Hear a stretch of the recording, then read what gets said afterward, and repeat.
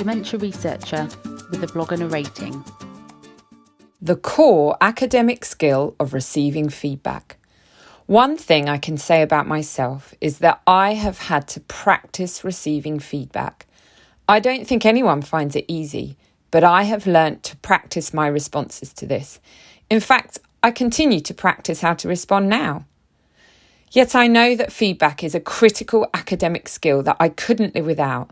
Without feedback, I couldn't improve or develop. But equally, sometimes feedback is soul-destroying, and taking it on board can be almost unfeasible. Now, I was never a natural academic. From an early age, I needed extra practice and repetition to embed my learning. From maths to spelling, I never just got it. Having to do additional practice with my mum outside of primary school was burdensome and somewhat embarrassing. No one else seemed to need the extra help, or so it seemed. No one else seemed to care about feedback that wasn't completely rosy, or so I thought, but it really bothered me. I had to have extra tuition outside of secondary school in both English literature and maths too. It felt more routine by then, but even so, it was incredibly wearisome. Even on my undergraduate university course, I was offered a bit more help by my personal tutor to get my writing up to scratch. That said, perhaps this early practice helped. It certainly made me realise that I could achieve things simply through enough determination and practice. I learnt that with continued work I could improve myself. This is probably a really useful skill, though one I can't entirely apply in all domains of my life all the time. Sometimes when I hear someone giving me advice on how something I did could be done better, I just grit my teeth and suppress the desire to tell them to get lost. Only last week, when the external examiner on one of the modules I coordinate made a suggestion, my instinctive reaction was to roll my eyes and sigh. I mentioned the feedback to a colleague and asked if they thought it worthwhile. My colleague's immediate reaction was much more conciliatory and positive, in fact. They advocated I take on the feedback with no delay. We all agree the feedback was coming from a good place, to help. But equally, the feedback can be a bit annoying.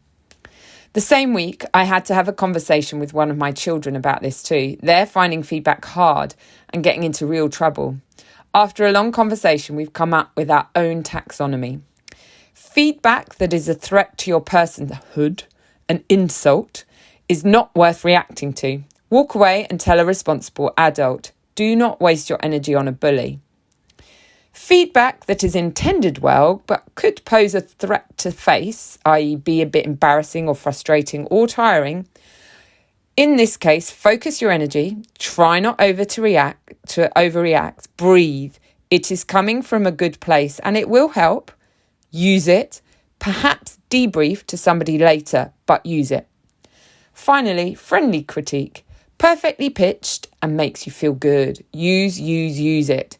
And try to keep that person in your life. I would describe receiving and giving feedback as critical academic skills, both hard ones to acquire in terms of doing them well, but perhaps the most useful. It is the level 2 feedback that really needs the most practice to receive, that threat to face. But that can be useful nevertheless. And it's the level 1 feedback, the friendly critique, that is given by the most skilled givers. I am hoping that I can be more level 1 when I speak to others, but sometimes I don't mean to be level 2.